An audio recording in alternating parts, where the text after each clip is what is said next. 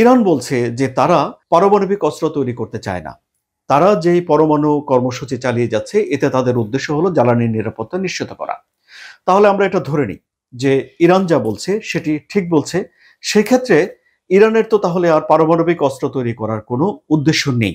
যদি উদ্দেশ্য না থাকে তাহলে ইরান সহজেই একটা চুক্তিতে চলে যেতে পারে, এবং সেই চুক্তিতে চলে গেলে ইরান কি করবে? ইরান প্রথমে যে বিষয়টি নিশ্চিত করবে সেটি হলো যে ইরানের উপর থেকে সব ধরনের আন্তর্জাতিক নিষেধাজ্ঞা যেন তুলে নেওয়া হয়।